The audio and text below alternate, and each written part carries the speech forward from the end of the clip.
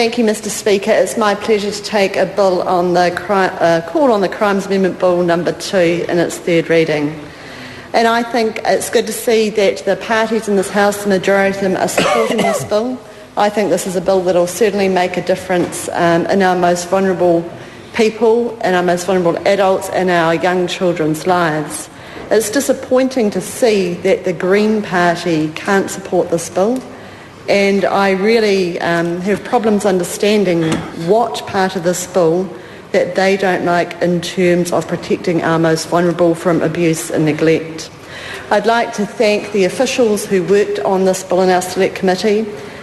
We worked as well as a team, and I'd also like to thank my Select Committee members.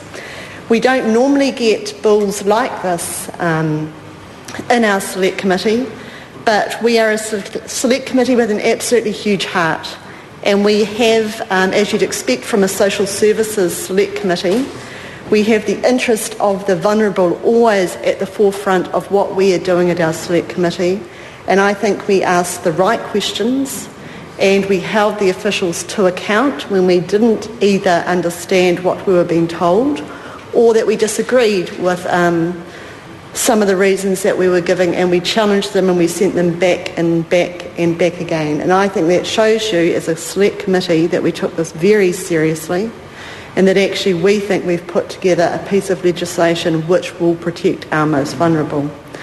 So this bill has 4 main objectives. It clarifies the claim of right defence so that it aligns it with the original purpose of the defence at common law. Now that was spoken at length in the committee and also in the House. It's been debated pretty thoroughly, especially last night. It toughens the law around sexual grooming. It seeks to protect our most vulnerable from abuse and neglect and to bring those who are accountable for those horrific offences to justice. And it increases the penalty for possession of an offensive weapon. The bill is an essential component of National's work to tackle violent crime and make communities safer. It is also an important move to ensure that New Zealand children and vulnerable adults have a future free from assault, neglect and ill treatment.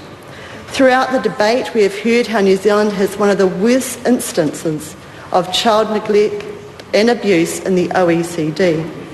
It's not good enough that these children and vulnerable adults are forgotten. Every single one of these children and vulnerable adults could have had a future, and this National-led government wants them to. The bill makes 3 key changes to ensure that they are adequately protected. It creates a new offence of failure to protect a child or vulnerable adult from the risk of death, grievous bodily harm, or sexual assault as a consequence of the unlawful act by a third party of failure of a third party to perform a legal duty. It doubles the maximum penalty for cruelty to a child from 5 years to 10 years imprisonment. It extends the offence of neglect or abuse to include vulnerable adult. And it extends a legal duty on parents and caregivers who have a duty to provide the necessities of life to take reasonable steps to also protect a child or vulnerable adult from injury. This bill is about responsibility, it's about protection, and it's about justice. We know that this one piece of legislation is not the silver bullet to protect our children and vulnerable adults from abuse, neglect, but we hope that it will send a clear message that is not okay. Mr Speaker, it was my pleasure to chair this Select Committee that had this bill in front of it, and I commend this bill to the House. Thank you. Carol Beaumont. Speaker, of course Labor supports any measures to prevent and mitigate the harm of abuse against children. Therefore we support the Crimes Amendment Bill number 2. We do have some reservations, and in particular the link between poverty and violence is one that's being ignored by this government. Thank you, Mr Speaker. The question is the motion be agreed to. Those of that opinion will say aye. Aye. Contrary, no. The ayes have it. Party vote. The clerk will conduct a party vote. New Zealand National. 57 votes in favour. New Zealand Labour. 42 votes in favour. Green Party. 9 votes opposed. Act New Zealand. 5 votes in favour. Māori Party.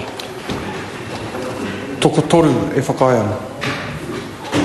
Progressive. In favour. United Future. 1 vote in favour. Mana. 1 vote opposed. Honourable Chris Carter. 1 vote opposed. Any other votes?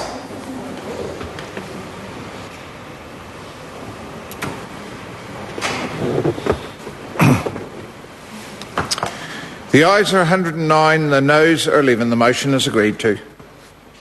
Crimes Amendment Bill number 2, third reading.